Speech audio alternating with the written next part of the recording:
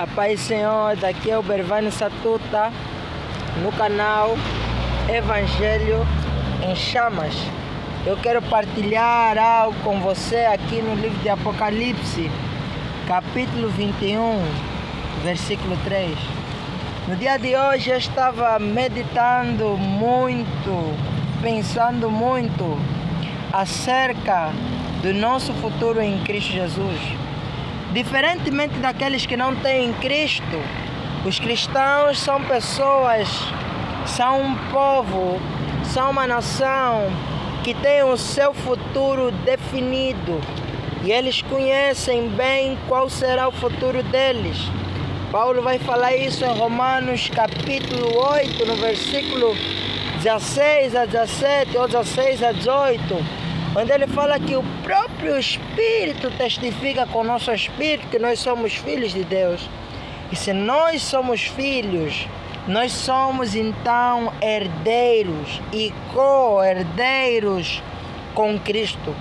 Porque eu tenho por certo que as aflições deste tempo presente não são para se comparar com a glória que em nós há de ser revelada.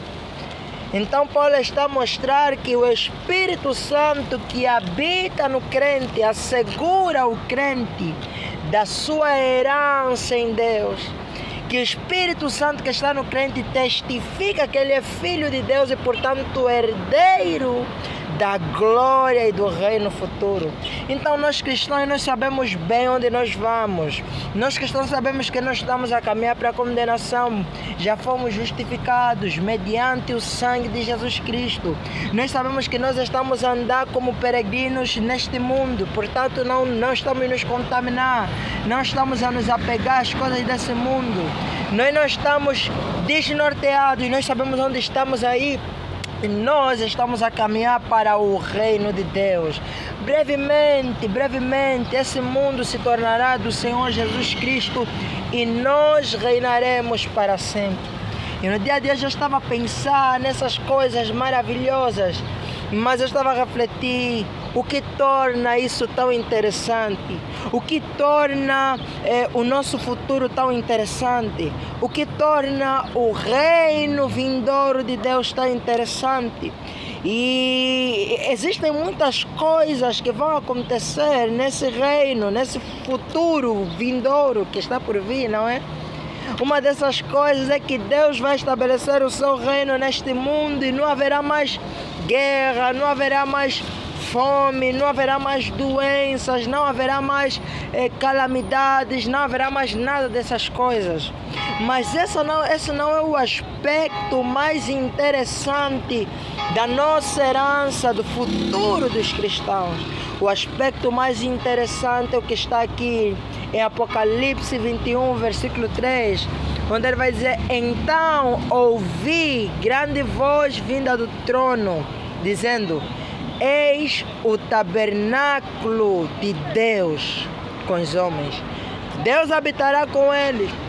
Eles serão povos de Deus e Deus mesmo estará com eles. O que é mais interessante? O que toca em nossos corações que nos faz ansiar tanto essa vinda, esse reino de Cristo que está por vir? E o ponto é o seguinte, é que Deus estará imediata, física, presencialmente conosco. Então esse é o primeiro elemento que eu quero partilhar com os irmãos acerca da nossa herança, acerca deste dia, deste tempo glorioso do reino de Deus. É que nós não vamos estar com Deus ou apenas por fé como nós estamos agora. É que nós não vamos senti-lo apenas temporariamente, de vez em quando, como acontece agora. É que nós não vamos depender apenas de uma visão ou de um sonho, de uma teofania para nos envolver com Deus. Mas o ponto é que Deus estará presencialmente, Deus estará fisicamente, Deus estará habitando conosco. e nós vamos poder o ver, nós vamos poder caminhar com Ele, nós vamos poder falar com Ele. Esse é o ponto, eternamente. Então nós estamos a ver aqui algo interessante. Nós ansiamos esse reino vindouro, porque o tabernáculo de Deus estará com os homens. Deus já não vai estar lá no céu, né? Apesar de que Ele é omnipresente, mas presencialmente, se posso assim dizer, Ele está lá no céu. Mas Ele já não estará lá, num lugar onde, enquanto estamos aqui na terra, não podemos lhe ver, não podemos lhe tocar, não podemos acessar a sua glória. Mas Ele descerá e habitará conosco. Nós vamos poder acessar a sua glória, vamos poder ver a sua glória, vamos poder nos deleitar na sua glória e vamos habitar com Ele. Essa palavra é muito forte. Deus habitará com eles. Em cada minuto, em cada segundo, em cada milésimo, Deus estará conosco. Não haverá um só momento em que Deus estará distante. Eu amo muito o livro do Jonathan Edwards, Caridade e Seus Frutos. No seu último sermão, onde ele fala com o tema O Céu, o Universo de Amor, ele diz que o céu, o reino de Deus, esse momento aqui que nós estamos a compartilhar, é algo tão profundo, tão interessante. Por quê? Porque enquanto estamos aqui nesse mundo, há momentos em que desfrutamos da presença do Senhor e depois, talvez por algum descuido, por algum pecado, por alguma negligência, nós sentimos a distância de Deus, nós sentimos que Deus não está por aqui. Aquele senso, aquela consciência da presença de Deus desaparece. Mas Jonathan Edwards disse, lá naquele dia, naquela época, naquele tempo, na eternidade, não haverá um só momento em que o homem, em que o Filho de Deus estará inconsciente da pessoa e da presença de Deus. Não vamos mais sentir isso. Por quê? Porque o pecado vai ser eliminado. Não vamos mais sentir, Deus, não, Ele habitará conosco. Nós estaremos em companhia com Deus. Você imaginou poder ver Deus, poder falar com Deus, poder conversar com Deus? Com Deus em carne, com Cristo, aquele que morreu por nós, ressuscitou. Você imaginou você entrar lá e ver as marcas, ver Ele, um homem, Ele é homem até agora, Ele está lá no seu trono como homem e Deus ao mesmo tempo, como homem com um corpo glorificado, e nós vamos poder ver a semelhança que nós vamos nos tornar. Deus habitará conosco.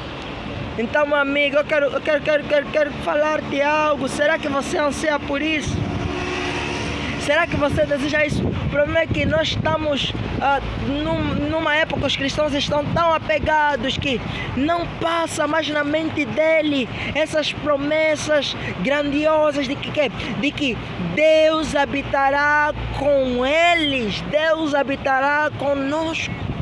Portanto, meu irmão, não troque, não deixe de santificar, não deixe de perseverar, não deixe de viver para a glória de Deus, não se aparte da fé só por causa de uma coisa mínima, porque a promessa que nós temos, a glória que nos está reservada, vale muito mais do que tudinho que pode acontecer, que podemos ter aqui nesse mundo.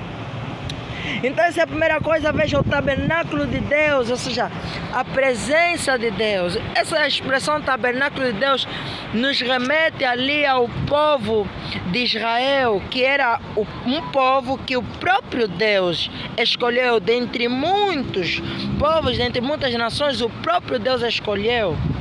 E o sinal visível, o sinal físico, se assim posso dizer, a representação física da presença de Deus entre o povo de Israel era a Arca da Aliança. E essa arca se encontrava dentro do tabernáculo, da habitação. Então, quando ele está falando assim, eis o tabernáculo de Deus com os homens, nos remete lá. Deus estará conosco. Amigo, Se aqui nesse momento estamos num culto, estamos num momento de oração, nós sentimos aquela forte e doce presença de Deus. Imagina lá, meu amigo. E lá não vai ser apenas uma questão de sentir que Ele estará em pessoa conosco. Em pessoa. Mas vamos lá, Ele diz, eles serão povo de Deus. E Deus mesmo estará com eles. Quer dizer que essa habitação de Deus, essa presença de Deus, não é uma presença individual, mas é algo coletivo. Deus estará manifestado, Deus estará habitando, Deus estará com o seu povo. Então haverá aí uma unidade entre os crentes, haverá ali uma comunhão entre os crentes.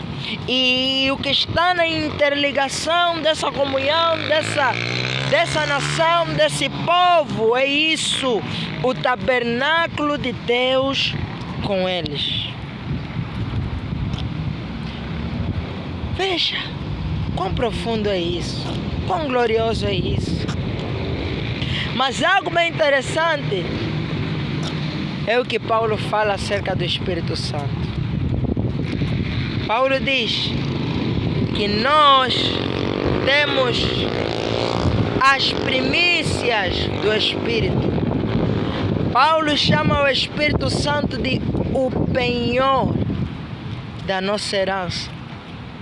O que isso significa? Significa o que Craig Skinner no seu livro O Espírito na Igreja disse. Ele disse assim: os cristãos não estão aí para um lugar onde eles não conhecem. Eles conhecem muito bem, porque já começaram a experimentar pouco desse lugar aqui na terra. O que é o Espírito de Deus entre nós? Paulo chama de penhor. O que é um penhor? De uma maneira resumida, um penhor é um pagamento adiantado. É adiantar algo, um pagamento adiantado. Então ele está falando assim, nós temos uma herança.